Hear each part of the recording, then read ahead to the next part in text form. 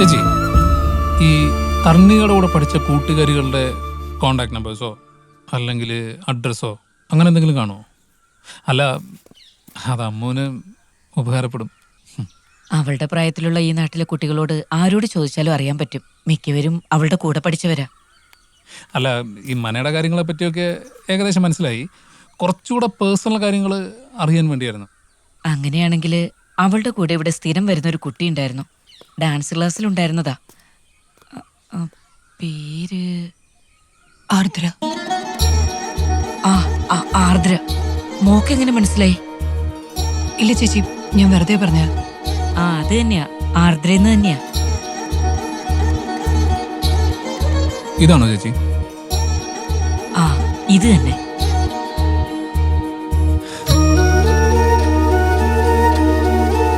Ardra Nambiar, owner, Ardram school of arts, Madassery.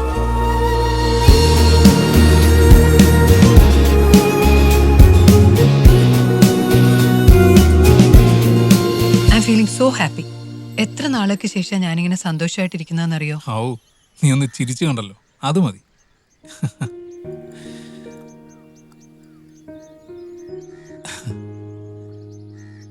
Ammu, എന്താടാ?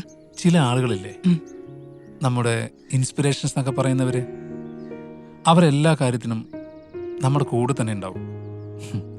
നമ്മൾ ഈ കൂട്ടുകാരൊക്കെ തമ്മിൽ ചെറിയ പ്രശ്നങ്ങളൊക്കെ ഉണ്ടാവുമ്പോൾ അവരായിരിക്കും നമ്മുടെ മീഡിയേറ്റേഴ്സ്.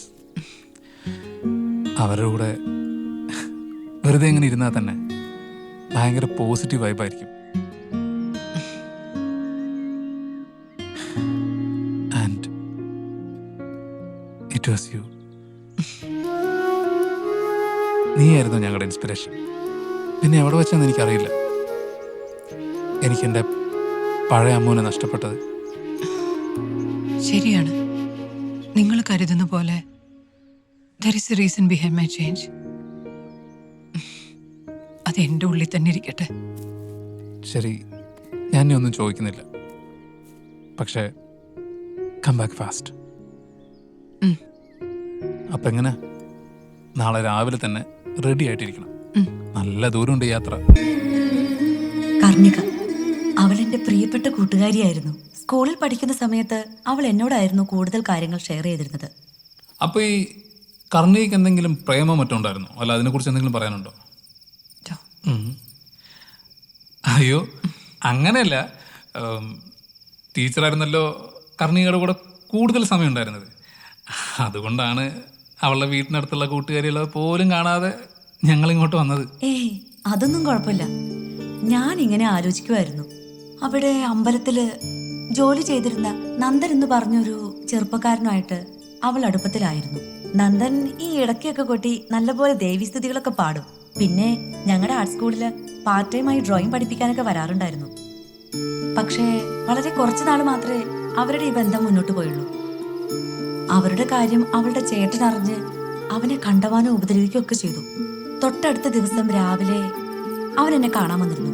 അവൻ്റെ ഒരു കത്തുണ്ടായിരുന്നു, അത് അവളെ ഏൽപ്പിക്കണമെന്ന് പറഞ്ഞാ കാണാൻ വന്നേ. പിന്നെ അതിനുശേഷം ഒന്നും അറിയില്ല. പിന്നെ അവളും ഡാൻസ് ക്ലാസ്സിലൊന്നും വരാറുണ്ടായിരുന്നില്ല. കാണാൻ ഞാൻ ഒരുപാട് ശ്രമിച്ചിരുന്നു, പക്ഷെ അവളുടെ ചേട്ടൻ സമ്മതിച്ചില്ല. ശരിക്കും മനപ്രയാസം സഹിക്കാൻ വയ്യാണ്ടായിരിക്കും ആ പാവം.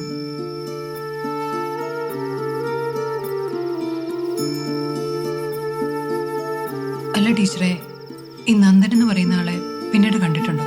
ഇല്ല. പിന്നെ ഞങ്ങളുടെ അടുത്തേക്ക് താമസം മാറിയല്ലോ. പിന്നെ അവിടമായിട്ടൊക്കെ നമുക്ക് വലിയ കോണ്ടാക്ട്സ് ഒന്നും ഉണ്ടായിരുന്നില്ല. ഈ നന്ദന്റെ എന്തെങ്കിലും ഫോട്ടോസ് കയ്യിലുണ്ടായിരിക്കും?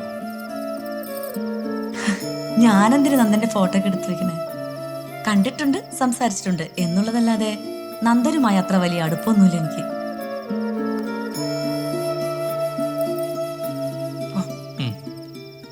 അപ്പൊ ശരി ടീച്ചറെ, ഞങ്ങൾ ഇറങ്ങുവാണേ. അയ്യോ, ഈ രാത്രി എങ്ങനെ പോകാനാ? അതെ, എന്തായാലും നാളെ രാവിലത്തേക്ക് പോകാം. ആയിക്കോട്ടെ. അയ്യോ ടീച്ചറെ, അത് ശരിയാവില്ല. ഞങ്ങൾ ഇറങ്ങാം. അത് നിങ്ങൾക്കൊരു ബുദ്ധിമുട്ടാവും. എന്ത് ബുദ്ധിമുട്ട്? എന്ത് ബുദ്ധിമുട്ട്? നാളെ രാവിലെ തന്നെ നിങ്ങളെ വിട്ടേക്കാം. Okay okay okay.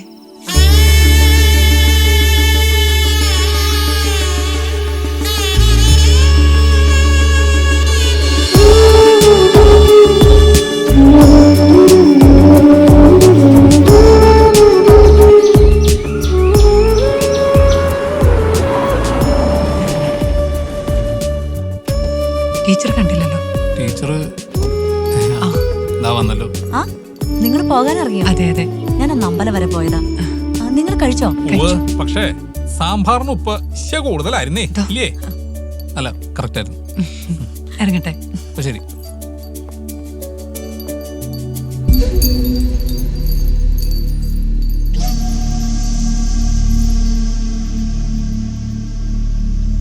ടീച്ചറെ, അതാരാ? അതിവിടുത്തെ ഡ്രോയിങ് സാറാ.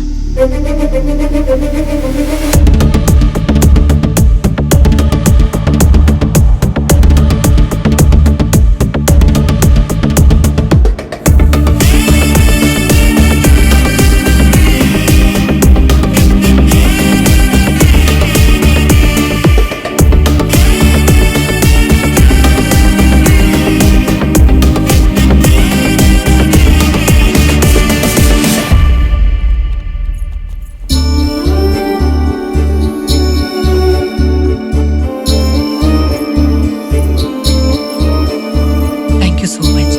ശരി.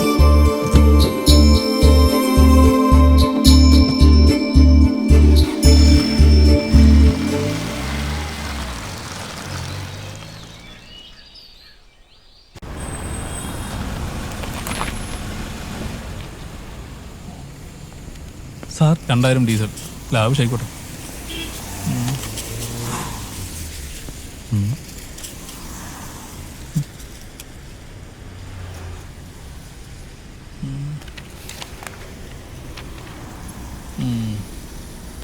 തങ്കം പോലുള്ളൊരു തമ്പ്രാട്ടി കൊച്ചിനെ വേണ്ടെന്ന് വെക്കാൻ നിനക്ക് എങ്ങനെ മനസ്സ് വന്നടാ പൊന്ന് നന്ദാ. ഞാനെങ്ങാനും ആയിരിക്കണം. ആ അതെങ്ങനെ വടിയുള്ളവൻ്റെ അടുത്ത് എറിയാൻ പറയില്ലല്ലോ. ആ ഇനി ഈ വൃത്തികെട്ടവനെ അവിടെ പോയി തപ്പി കണ്ടുപിടിക്കുന്നതാണ് എനിക്കറിയാൻ പാടില്ലാത്ത. ഇത്രയൊക്കെ എത്തില്ലടാ. നമ്മൾ അവനെയും കണ്ടെത്തും. ആ കണ്ടെത്തിയ കൊള്ളാം. കഴിഞ്ഞ മോനെ ശ്രീ ഗോകുലം വിശ്വനാഥിന്റെ സോപാന സംഗീത സദസ്സും പോവാം. ഇടയ്ക്കാപാരായണവും ഉണ്ടായിരിക്കുന്ന ഉത്സവാഘോഷ പരിപാടികളുടെ വൻപിച്ച വിജയത്തിനായി ഈ നാട്ടിലെ എല്ലാ ഹലോ, അതെ കിളിക്ക ദിവസം തന്നെയാണ്. നന്ദനോ? ഒരു മിനിറ്റ് നന്ദൻ എന്ന് പറയുന്ന ആരും ഇവിടെ ജോലി ചെയ്യുന്നില്ലല്ലോ. ചേട്ടാ, ആ ഫോണിങ്ങന്ന്. ഹലോ, നമസ്കാരം. നിങ്ങൾ ഏത് നന്ദനെ പറ്റിയായി ചോദിച്ചത്? അല്ല, ആളിവിടെ പുതിയാണേ. നിങ്ങൾ എവിടുന്നാ വിളിക്കുന്നത്? ദേ വരണ ചേട്ടാ, ഒരു മിനിറ്റ്. അതെ, ഈ നമ്പർ നിങ്ങൾ തന്നെയല്ലേ? ഞാൻ അങ്ങോട്ട് തിരിച്ചു വിളിക്കാം. ആ ഓക്കെ, ശരി എന്നാൽ. ഓക്കെ. ഓ വരുന്നേട്ടാ. നിങ്ങൾ ഈ പറയുന്ന നന്ദൻ 4-5 വർഷം മുമ്പ് നമ്മുടെ അമ്പലത്തിൽ ജോലി ചെയ്യുന്ന ആളാ.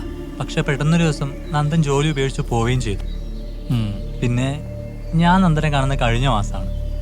അവൻ അവസാനം ഇവിടുന്ന് പോകുമ്പോൾ ഞങ്ങളൊരു ഫോട്ടോ എടുത്തിട്ടുണ്ടായിരുന്നു. ദേ ഇതാണ്.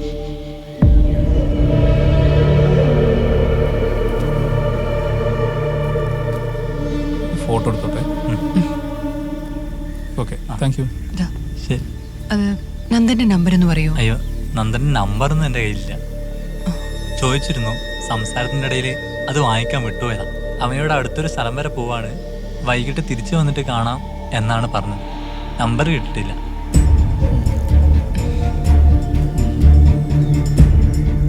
എന്തുറ്റി? ഓക്കെ, അതെ നന്ദൻ വരികയാണെങ്കിൽ ഒന്ന് പറഞ്ഞാൽ മതി.